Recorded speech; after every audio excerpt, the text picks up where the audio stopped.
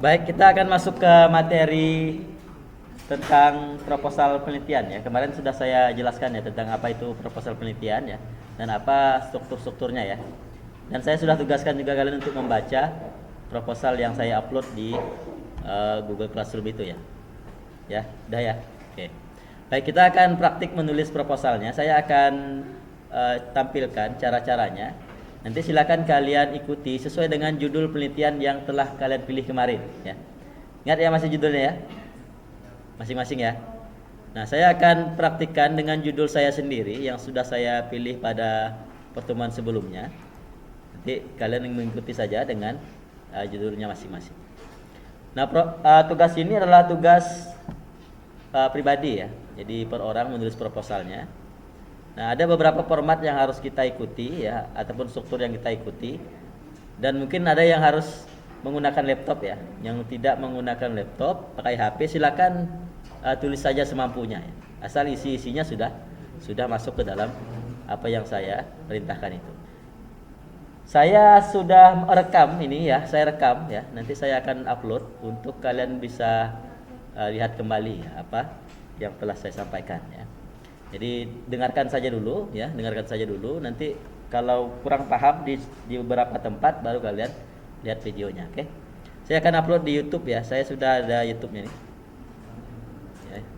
Karena ini yang paling mudah sepertinya untuk kita mengulang kembali apa yang kita lalui ya.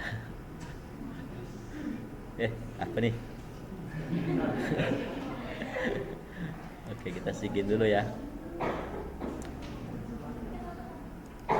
Ini sudah ada beberapa video yang boleh kalian lihat ya sini ya. Ini di beberapa prodi. Nanti prodi kalian saya akan upload sendiri ya untuk di bagian ini.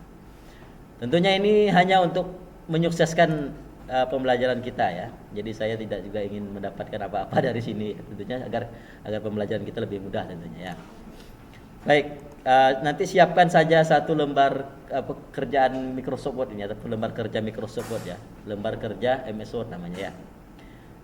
Lalu silakan format MS Word-nya dengan format penulisan makalah ya. Kalau makalah itu marginnya berapa biasanya? Kalau kalian buat makalah, marginnya, ukuran sisi-sisinya ini. Oh ya, ya.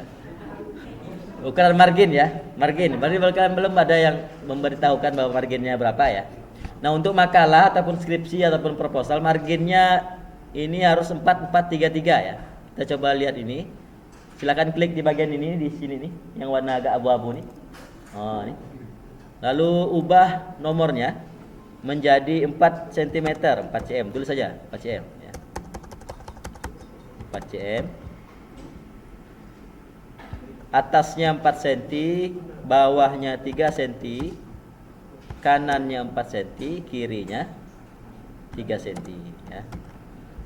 Oke. 4433 ya. Kenapa kita atur marginnya seperti itu? Atas ini kenapa dia 4? Karena tempat kita meletakkan penomoran halaman. Penomoran Lalu sebagian sini adalah untuk kita melakukan binding ya, ataupun staples di bagian ini. Maka kita harus berikan jarak spasi yang lebih besar dibanding yang lain-lainnya ya. Baik, kita sudah dapat marginnya. Kita atur jenis fontnya ya. Jenis fontnya. Jenis font yang kita gunakan apa? Ya, TNR ya. Ukurannya berapa? 12. Berapa spasinya? 1. Ya.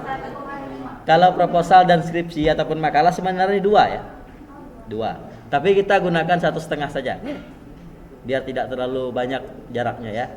Jadi ingat ya, nanti kalau buat skripsi ataupun proposal gunakan spasi 2 ya. Udah dapat spasinya, kita tulis di sini proposal penelitian. Proposal penelitian. Sepertinya mereka mau masuk ke sini ya.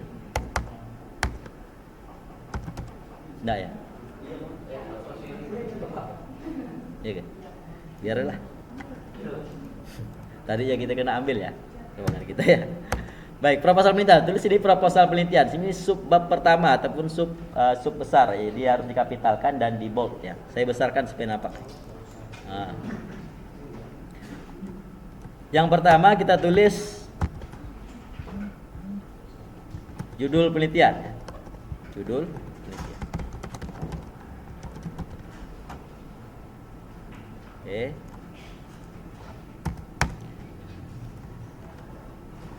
Nanti silakan gunakan judul kalian masing-masing ya. Masih ingat judulnya ya? Judul penelitian ini adalah kalau judul saya kemarin persepsi mahasiswa terhadap judul saya ya, persepsi terhadap pemanfaatan Turnitin dalam penulisan teks akademik. Nanti kalian sesuaikan saja. Kan ada judulnya ya, persepsi terhadap hewan ya dan lain sebagainya itu ya, tumbuhan ya, air, api, langit ya. B, latar belakang.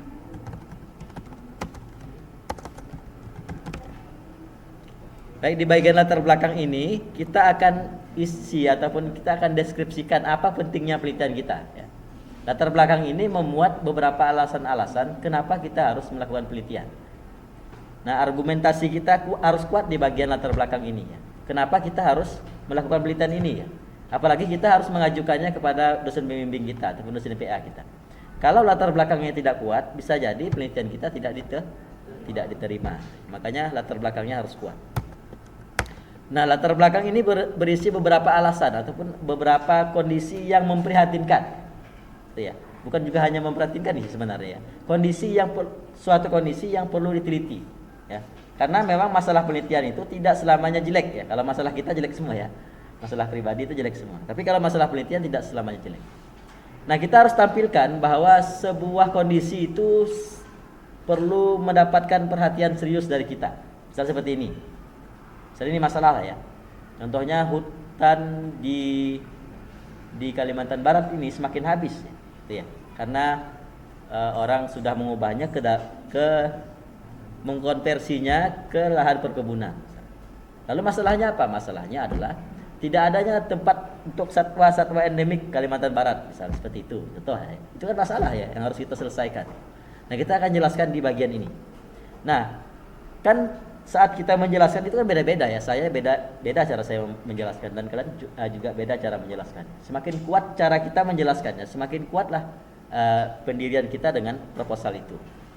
Semakin nampaknya nih parah benar gak nampaknya kita menjelaskan itu, maka semakin besar peluang bahwa proposal kita diterima ataupun proposal kita memang penting untuk dilakukan penelitian. Itu ya. Nah, itu adalah kisi-kisi besarnya latar belakang. Nah, latar belakang ini berisi beberapa poin ya. Saya poin-poinkan dulu, nanti kita akan hilangkan poin ini. Yang pertama, jelaskan fenomena of interest. Masih ingat nggak fenomena of interest masing-masing judulnya? Masih ya? Kemarin kan kita sudah ada bahas ini ya, PI ya. PI untuk menentukan kata kunci itu kan. Nah, ini kita jelaskan PI-nya di sini ya. Misalnya PI-nya ini, kalau judul ini apa PI-nya? Pemanfaatan Turnitin dalam penulisan teks akademik. Nah, ini akan kita jelaskan. Nah, kita akan jelaskan Turnitin ini sangat berguna untuk teks akademik di bagian ini. Ya, di bagian ini. Setelah PI-nya kita jelaskan masalahnya. Apa sih yang urgen dari penelitian ini? Nah, ini bagian ini yang paling penting masalahnya. Makanya nanti masalahnya kalau bisa kita cari yang secara logika lah ya. Misalnya kalau tadi hutan sudah habis lalu tempatnya satwa tidak ada lagi, itu secara logika logis ya. Karena hutan sekarang kan kita tahu ya perkembangan berapa jumlah tutupan lahan itu kan selama ini dari tahun berapa ke tahun berapa, apalagi kita dapat datanya lah misalnya ya. Di tahun 2010 hutan di Kalimantan Barat misalnya berapa hektar. Sekarang tinggal berapa hektar lagi. Nah, itu kan dapat masalahnya itu. Nah, bahwa memang tiap tahun hutan kita mengalami pengurangan ataupun degradasi itu. Nomor 3, kita harus jelaskan juga tentang evaluasinya. Nah, evaluasinya. Setelah kita tahu masalahnya, kita evaluasi gitu maksudnya. Kalau judul ini apa evaluasinya? Kalau kita kemarin belajar tentang kata kunci itu. Persepsi ya. Evaluasinya persepsi. Nanti kita jelaskan kenapa kita ingin melihat persepsi ini ya. Oke. Selanjutnya kita akan jelaskan juga di sini sampelnya ataupun subjek penelitian. Kalau judulnya ini apa subjeknya? Sampelnya?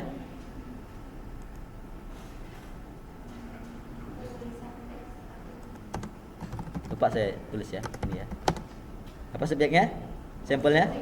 Mahasiswa ya, saya lupa nulis jadi tak ketemu ya. Maaf, mohon maaf. Lalu nomor 5 adalah penelitian terdahulu. Nah, ini gunanya UTS kita ya. UTS kita akan kita lekatkan di bagian ini. Kan bersambung ya tugas ini ya. Baru yang terakhir adalah tujuan ataupun implikasi penelitian.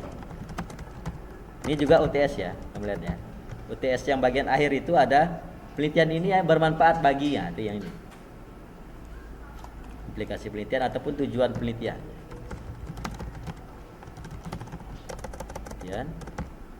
Secara umum. Oke, ini ada 6 poin-poinnya. Saya akan berikan contoh satu persatu ya. Saya akan berikan contoh satu persatu. Karena saya tidak bisa ngomong sambil nulis ya. Kalian dengar saja lah ya. Kalian lihat saja ya. Ya. Saya tidak bisa sambil ngomong gitu ya. Baik, yang pertama kita akan jelaskan fenomena of interest ya. Di bagian fenomena of interest ini masukkan saja pengertian yang paling pertama. Pengertian. Berarti kita akan ambil pengertian tentang turnitin. Berarti kalau kalian ambil saja pengertian tentang hewan. Hewan merupakan apa mamalia. Kalau memang hewannya spesifik misalnya kera misalnya kan. Kera merupakan mamalia, spesies mamalia yang tinggal di hutan khatulistiwa, misalnya gitu ya. Tuh ya. Saya jelaskan dulu ya. Di sini turnitin merupakan satu di antara alat yang digunakan untuk melakukan deteksi. Itu mendeteksi lah berarti ya. Mendeteksi plagiarisme pada suatu karya ilmiah.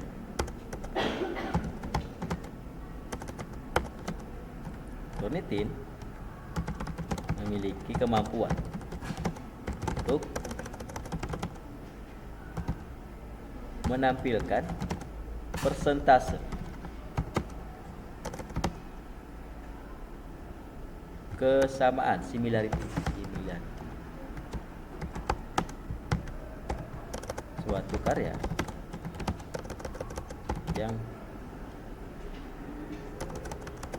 yang dibandingkan secara otomatis terhadap karya yang pernah diterbitkan.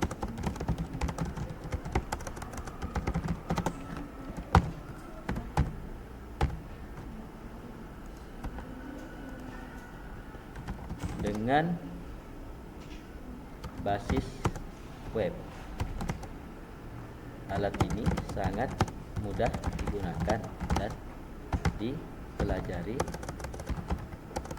oleh setiap penggunanya. Nah, ini pengertian dari saya ya, pengertian dari saya. Kalau kalian rasanya berat membuat pengertian sini, carilah artikel tentang PI-nya ya. Misalnya mau jelaskan tentang lutung misalnya ya, cari pengertian lutung itu, ataupun cari penjelasan mengenai lutung itu ya, lutung kasarung ya. Atau misalnya mau jelaskan tentang mangrove ya, cari artikel yang membahas mangrove lalu citasi ya, penting itu citasi ya. Baru yang bawahnya ini adalah kita tampilkan apa kelebihannya selama ini ya. Selama ini nah, kan, turnitin telah dimanfaatkan sebagai alat bantu bagi mahasiswa, dosen, peneliti maupun pengguna lainnya. beberapa universitas telah menerapkan Turnitin sebagai sebagai salah satu alat wajib bagi mahasiswa yang menyelesaikan tugas akhir. Dengan itu, Turnitin sangat urgen, penting bagi setiap penulis teks akademik, termasuk mahasiswa. Oke, satu ya, sudah selesai tentang fenomena of interest-nya. Kita hapus saja, berarti sudah selesai yang ini. Lanjut kita ke masalah penelitiannya ya. Masalah penelitiannya. Oke. Nah, masalah penelitian ini setelah kita bagus-baguskan Turnitin ini kan, setelah kita bagus-bagus kita apa? Kita sanjung-sanjung, wah bagus Turnitin itu. Nah, bagian ini kita jatuhkan dia ya, gitu ya. Kita tampilkan masalah sebenarnya dari alat ini, gitu ya. Yang kita temukan di lapangan tentunya ya, ataupun berdasarkan bacaan kita. Dengan diterapkannya Turnitin sebagai alat wajib bagi mahasiswa, tentunya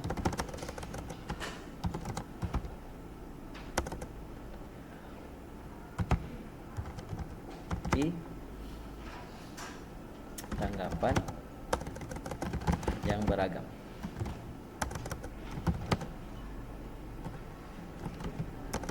Beberapa mahasiswa mengungkapkan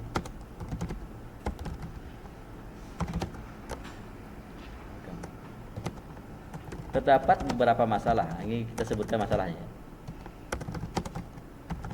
dalam pemanfaatan alat ini bagi mahasiswa. Kan? Pertama, kita sebutkan di sini ya. Pertama, untuk mendapatkan Turnitin, mahasiswa perlu mengeluarkan dana yang besar, sehingga hampir semua mahasiswa tidak mampu untuk memiliki akun tersebut secara legal ya. Nah, akun Turnitin ini kalau kita ketahui ya, akun Turnitin itu untuk berlangganan satu akun resminya itu 30 juta harganya ya. Jadi saya rasa sekaya apapun mahasiswa ya, rasanya kalau untuk sekali pakai saja untuk apa juga gitu kan. Ya kan? Makanya tidak banyak yang mahasiswa yang punya. Yang punya biasanya ini, yang universitas ya, tingkatnya universitas. Karena universitas bisa bagi akunnya untuk mahasiswa. Tapi terbatas hanya 300 mahasiswa. Nah, itu kelemahannya juga ya. Nah, kedua, selama ini universitas tidak memberikan akun gratis kepada mahasiswa, sehingga mahasiswa membeli akun ilegal di beberapa platform jual beli online. Nah, seperti yang kalian pakai itu kan, saya beli di Shopee itu kan 340.000 ya tuh, tapi bisa dipakai ramai-ramai, tidak masalah lah ya. Nah, kan yang penting kan mata kuliah kita lancar gitu ya. Kalau rusak beli lagi gitu. Udah 4 kali error tuh Turnitin itu, dan saya ajukan perbaiki. Nanti error lagi itu Mas itu. Karena terlalu ramai ya. Terlalu ramai mahasiswanya ya. Tidak masalah lah ya. Ketiga. Masalah yang ketiga adalah kalau kita gunakan Shopee yang dari Turnitin yang dari Shopee itu. Direkamnya. Nanti masuk ke rekaman ini. Nah, kalau kita gunakan Turnitin yang kita beli dari platform jual beli online itu, kita akan mengalami masalah keamanan data kita ya sebenarnya. Kalau kalian upload sembarangan file kalian itu, orang bisa lihat ya. Orang bisa lihat. Jadi kalau kita upload artikel yang udah jadi, bisa jadi artikel kita itu ya diambil orang lain. Nah, itu bahaya ya. Kalau artikelnya kita untuk Scopus yang harganya 20 juta itu kan terupload ke situ diambil orang kan bahaya tuh ya. Nah, itu. Untungnya yang kita upload itu tugas saja ya. Tugas saja, enggak masalah. Saya sudah takut ya mau upload ke situ, makanya saya kasihkan ke kita semuanya ini ya. Ketiga, ini masalahnya itu ya. Penggunaan akun ilegal sangat rentan ya terjadinya pencurian karya sehingga berbahaya bagi mahasiswa atau akademisi. Oke. Dah, dapat masalah penelitiannya ya. Satu paragraf saja ya masalahnya ya. Jadi kalau memang misalnya ketemu hanya satu masalahnya, kira-kira apa saja lah gitu ya. Dipikirkan saja masalahnya, kira-kira ini penelitian ini apa sih masalahnya? Kenapa dia harus penting dilakukan penelitian gitu. Paling tidak ada tiga masalah. Kalau yang tadi ini apa judulnya? Persepsi. Yang ingat saja. Nah, ini apa judulnya? Lupa. Apa judulnya? Nah, berarti masalahnya adalah selama ini mahasiswa tidak peduli dengan pembalakan ilegal. Beberapa mahasiswa di beberapa postingan mereka tidak terlalu mempedulikan bahwa hutan di Kalimantan Barat ini sudah habis. Tidak ada gerakan-gerakan pemuda yang bergerak di bidang kampanye pembalakan ilegal. Dan selama ini pemuda berdasarkan wawancara awal dari peneliti kawan-kawannya, pernah enggak ngirim-ngirim mahasiswa kehutanan ini pernah mereka ngirim bahwa jangan tebang hutan sembarangan. Kalau katanya belum atau 2 orang 3 orang, berarti sudah cukup untuk membuktikan bahwa selama ini mahasiswa juga bersifat apatis terhadap pembalakan ilegal. Ya, contoh lah ya. Ya, itu. Yang lain juga seperti itu ya nanti ya. Ya. Baru kita masuk ke evaluasinya. Kita sangkutkan ke evaluasinya. Kita sangkutkan dia ya. Ya, berdasarkan masalah yang dibahas di atas, dibahas dari gabung ya. Perlu adanya perhatian khusus terhadap pemanfaatan Turnitin bagi mahasiswa. Satu di antara cara untuk mendalami kasus tersebut adalah dengan penelitian persepsi seperti yang akan dilakukan pada penelitian ini. Nah, cukup lah ya, satu paragraf. Evaluasinya sudah, kita buatkan sampelnya.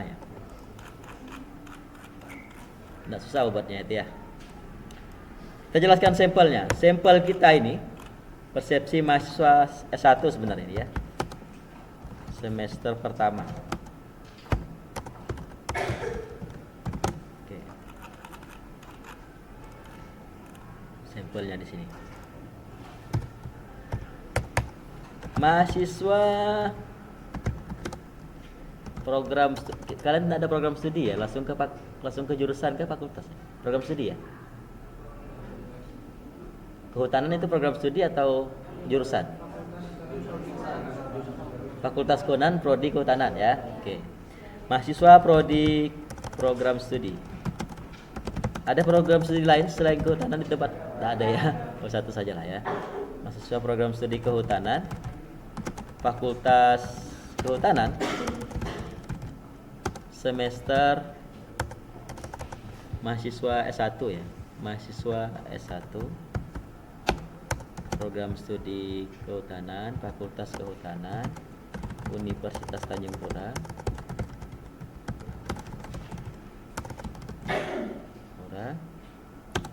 menjadi subjek dalam penelitian ini. Pemilihan tersebut didasarkan pada apa alasan kita milih mereka ya. Kalau tadi alasannya alasan bahwa kenapa kita milih mahasiswa kehutanan. Kalau kasusnya judulnya tadi itu kampanye, berarti beberapa mahasiswa kehutanan yang ditanyai itu mereka belum pernah tergabung pada kampanye tentang pembalakan liar.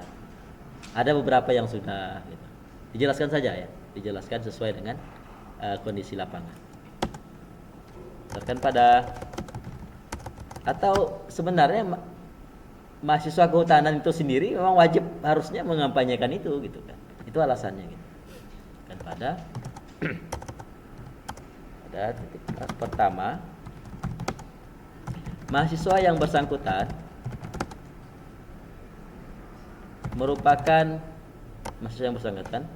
diwajibkan untuk melakukan cek Turnitin, sehingga mereka perlu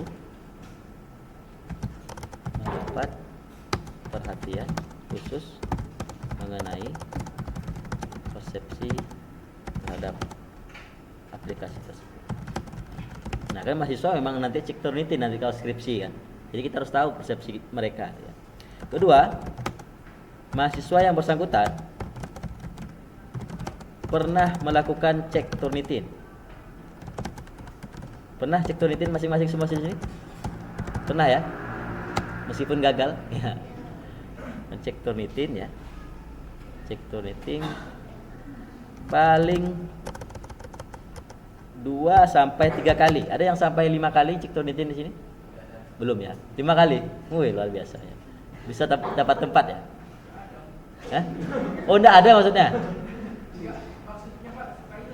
Suka hilang ya? Berarti ngisinya kali yang di processing kali. Oh, pantas ya. Suka hilang ya. Kawannya itu balas dendam juga, isinya juga ya gitu ya. Itulah ya. Kamu ngisi punya orang, ada orang ngisi juga punya dia kan. Kan enggak tahu. Nah, 2 sampai 3 kali pengecekan. Ketiga, mahasiswa yang bersangkutan paham ya tentang cara melakukan cek Turnitin. 3 saja ya, 3 saja. Sudah cukup. Nah, sampelnya sudah kita jelaskan. Sisa kita masukkan penelitian terdahulu. Penelitian terdahulu sudah ada kita buat kemarin di UTS. Saya juga UTS kemarin, awal-awal itu. Nah, saya sudah buat juga ya. Nih, saya masukkan. Saya copy saja bagian kajian literatur saja ya. Kajian literatur penelitian terdahulu. Ambil saja, copy paste semua. Kajian teorinya jangan ya. Kajian teorinya jangan. Masukkan ke proposal kita. Paste saja. Nah ini ya. Kalau pengerjaan UTS-nya sudah benar, maka proposalnya juga akan benar ya. Nah, karena berlanjutnya. Ini implikasi penelitiannya ya. Implikasi penelitian. Nah. Oke. Saya hilangkan tandanya ya, ngap? Saya harusnya masih tetap harus ada tandanya supaya kalian mudah ya. Saya kasih tanda lagi ya. Ya, ini 1. Nanti dihilangkan tandanya kalau sudah selesai nulisnya. Jelaskan PI. Fenomena of interest. PI. Ya. Yang kedua ini masalah penelitian. 2, paparkan masalah penelitian. Paparkan masalah penelitian. Ya. Oke. Yang ketiga, paparkan evaluasi. Evaluasinya kita sama semua ya. Evaluasinya persepsi semuanya. Kalau ada yang pengetahuan itu juga persepsi sebenarnya, pengetahuannya. 3. paparkan, evaluasi. Bukan paparkan sebenarnya ini ya. Katakan apa evaluasinya. Apa evaluasinya. Bahwa Anda harus menyatakan apa yang akan kita gunakan untuk mengetahui persepsi itu gitu ya. Yang ketiga, paparkan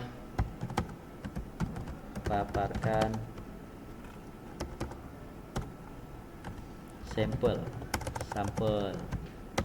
atau subjek penelitian.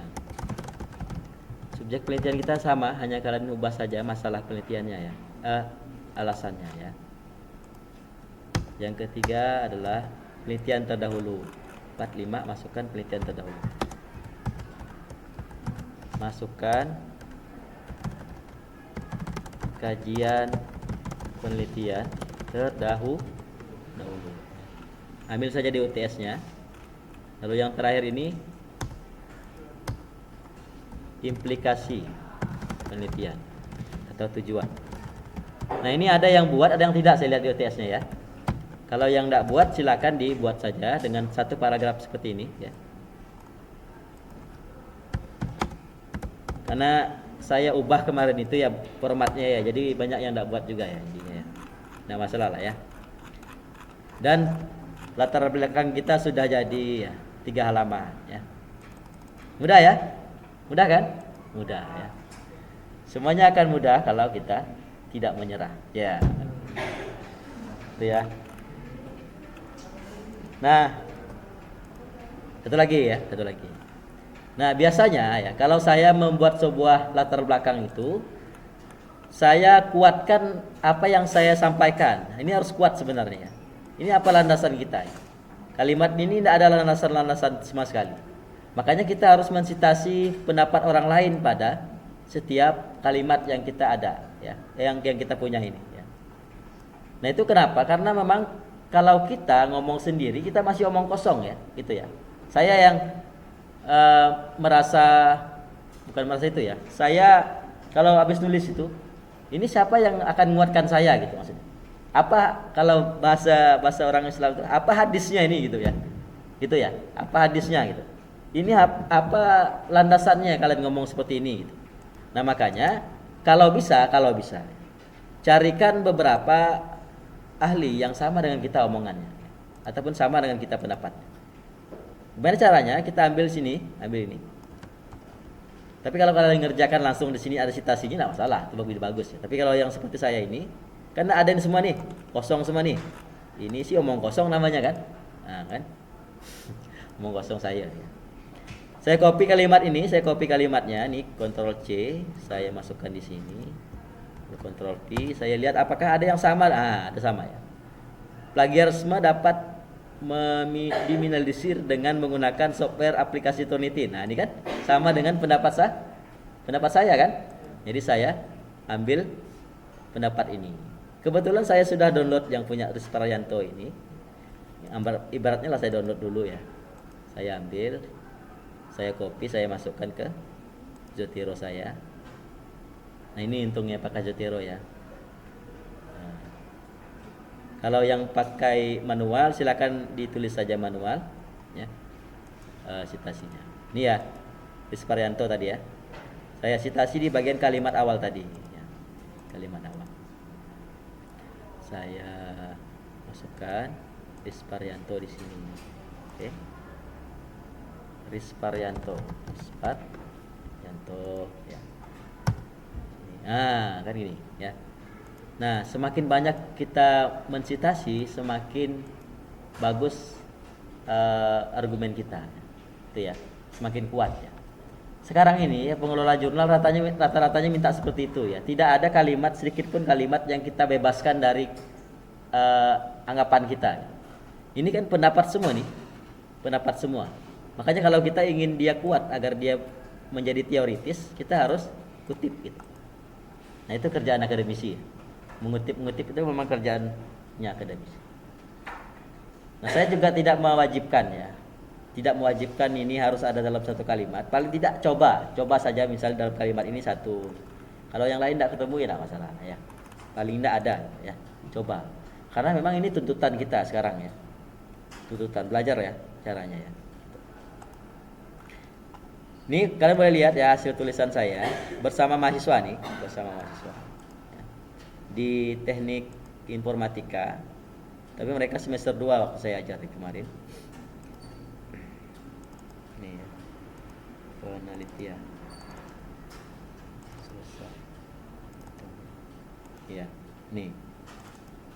Nih. Ini saya dengan mahasiswa yang nulis ini bahasa Inggris ya. Bahasa Indonesia. Nah, ini mahasiswa yang nulis ya. Nanti kalau kita bisa selesai sampai ini, nah kita selesaikan ya. Nah, ini sudah saya edit sebenarnya, tapi ini juga hasil kerja mahasiswa. Nah, ini mahasiswanya nih. Nah, ini kamilah nih ya, karena kami yang mengedit, kami yang menerbitkan ya. Nah, ini paragraf 1 ini PI-nya. Nah, rata-rata ada citasi. Seperti ini ya. Seperti ini. Saya menggambarkan ini ya untuk tujuan kalian ke depannya lah ya. Jadi belajar nanti misalnya buat makalah itu, usahakan apa yang kita sampaikan pada makalah itu memang ada sumbernya gitu. Jadi tidak sembarang ambil gitu. Kita kan biasa, saya dulu saya mengakui ya, dulu saya juga ngambil di internet ya, kalau mengajarkan makalah itu. Tapi kan sekarang sudah banyak buku yang PDF ya, bisa kita download ya. Di tempat yang saya perlihatkan kemarin di Z Library itu kan Blonggo ya, Blonggo buku-buku yang bisa kita download gitu ya. Bisa kita jadikan citasi. Nah ini ya. Nah ini bentuknya sama dengan yang saya jelaskan tadi ya, tapi agak panjang. Sama sih kayaknya. Nah gitu ya. Ini PI-nya ini ya. PI-nya panjang. Nah ini masalahnya ya.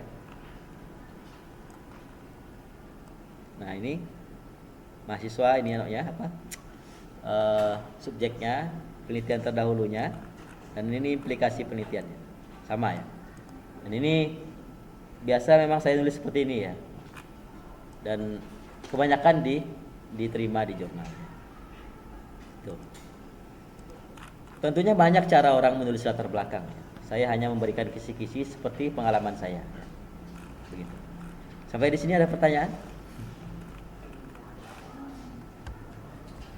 Agak sudah mulai pusing? Enggak lah ya. Enggak.